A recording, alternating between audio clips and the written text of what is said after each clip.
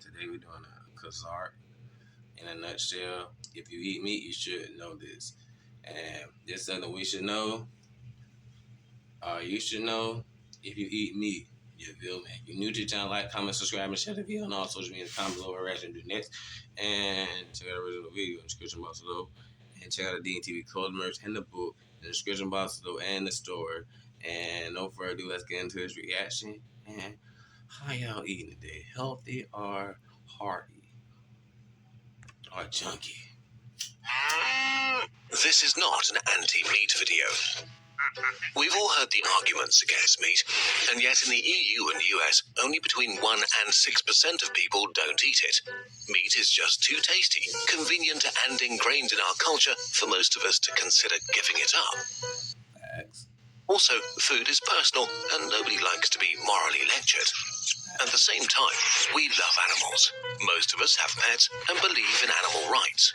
Few things make the internet as angry as animal cruelty. Both are true. We love meat and we love animals. Unfortunately, most Cruelty is awful. animals we eat live in truly horrible conditions. We don't torture them for fun, but because it makes meat just a little bit more incredibly cheap.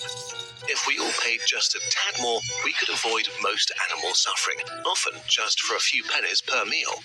Disclaimer, farming is complicated. Many farmers are genuinely trying to give their animals the best life possible, but they're trapped in a complex system with extreme market pressure to keep prices low. No two countries have the same standards, no two farms are equal, and solid data is often scarce. We've done our best to combine data from different regions and the prices you pay in the end. To keep things simple, we're going to classify farming practices into 3 broad groups: decent, prisons, and torture camps.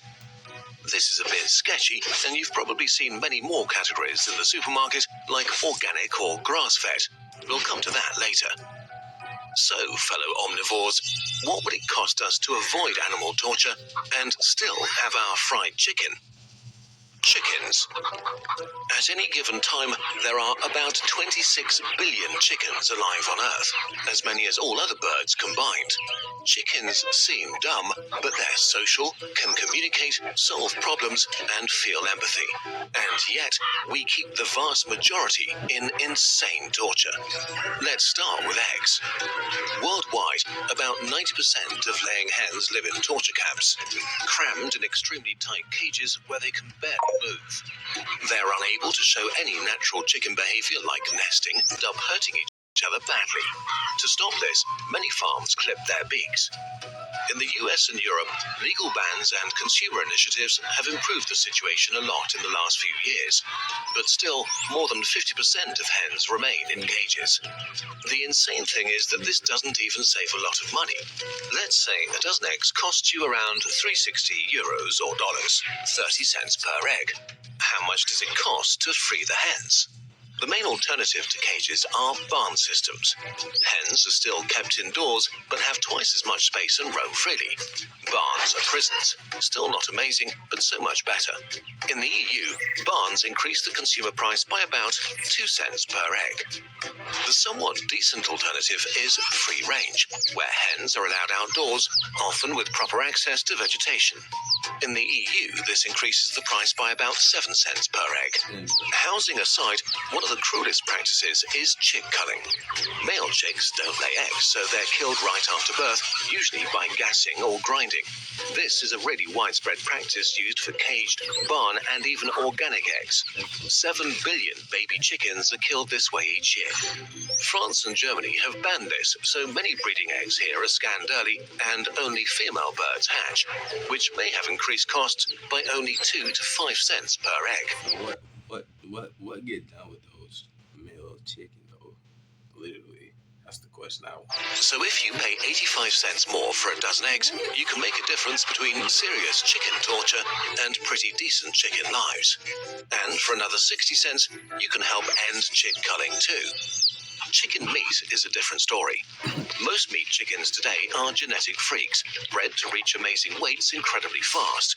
Their internal organs are under a huge amount of stress, and they can't even walk properly because of their weight, which causes them a lot of pain for much of their lives.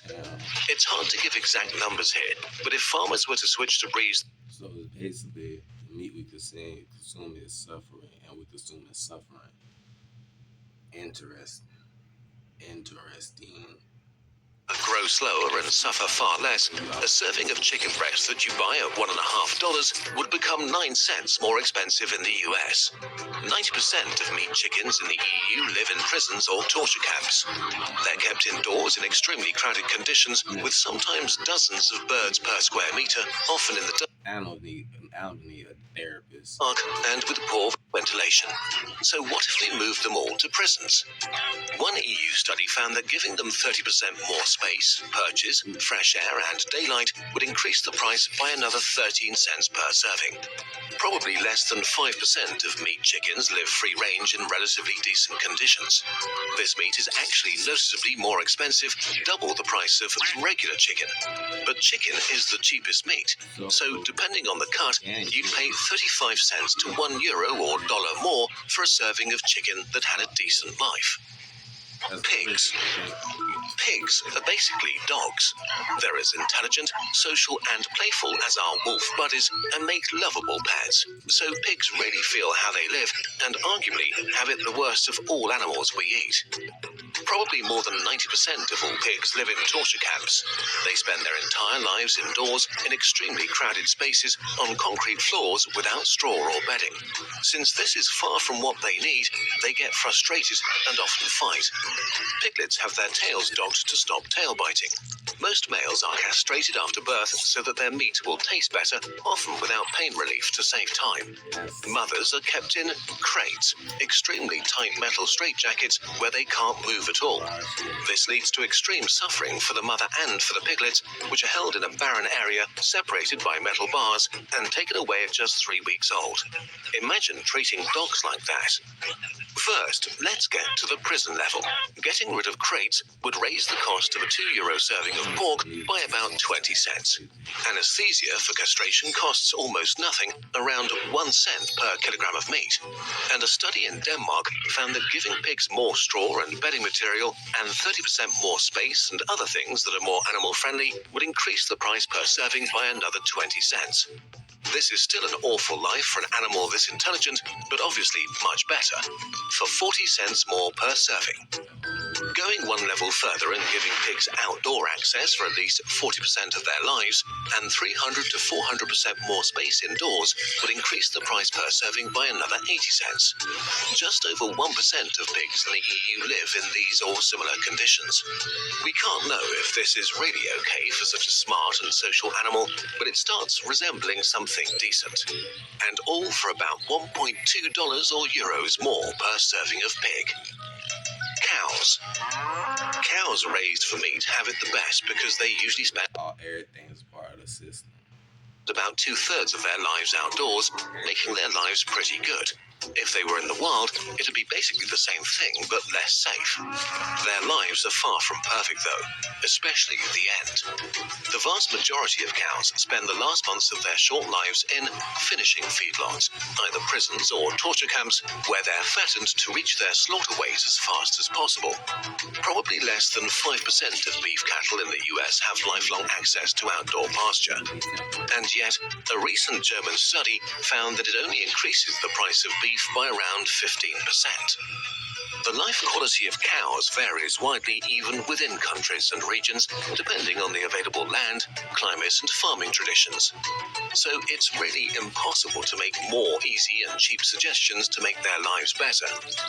Dairy cows do have it much worse.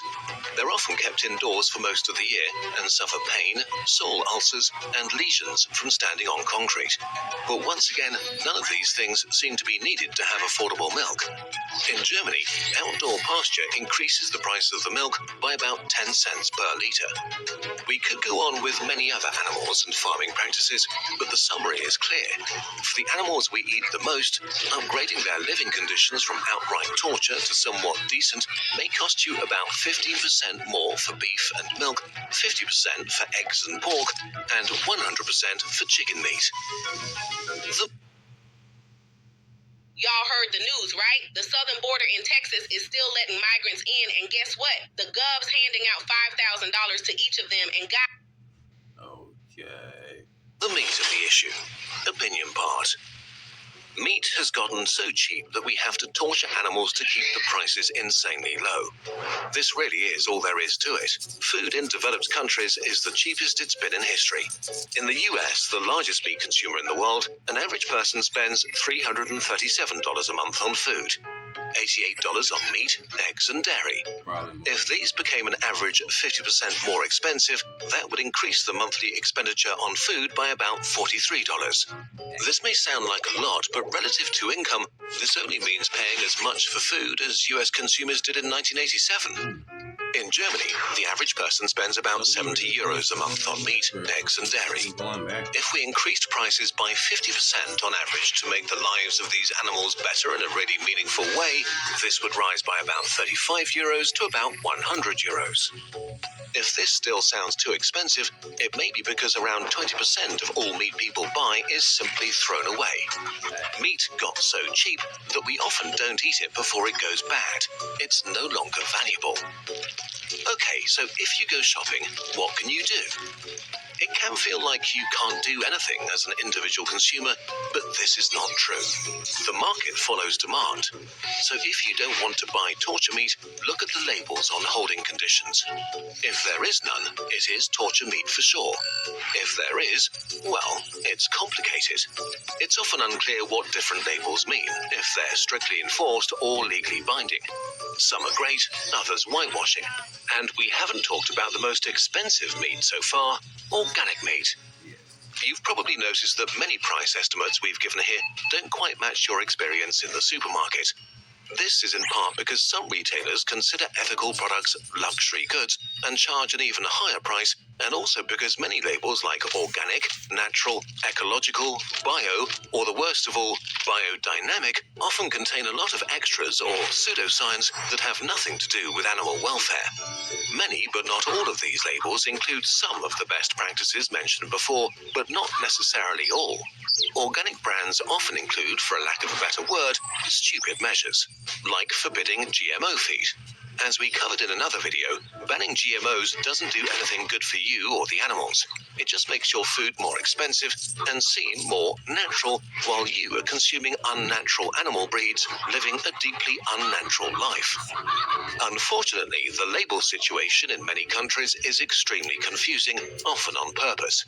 All too often we don't know what we're really buying. So, grudgingly, if you can afford it and want at least a high chance of torture-free meat, go for the label. If you can afford it, buy organic. If you can afford it and have time, research local farms and get your meat from a place you've seen yourself. There's one exception, too good not to mention: mussels. They suck up carbon and filter water, making coastlines cleaner. Calling mussels dumb is giving them too much credit. With no central nervous system and probably no thoughts or pain, they're basically moss. Really, everyone should eat more mussels. Okay, let's wrap up. You don't need to be vegan to think the current situation is unacceptable. The conditions of most animals we eat are hard to stomach and could all be avoided if we paid as much for meat as our parents did. Things are slowly getting better, at least in the West. Consumers can push the industry in the right direction if we bite the bullet and pay more. If you can't afford this, maybe eat a bit less meat. Don't throw meat away. Maybe avoid the worst torture meat like pork, at least sometimes. And push for legislation that bans the most horrific practices. We can help make the lives of billions of animals dramatically better. It really is that simple.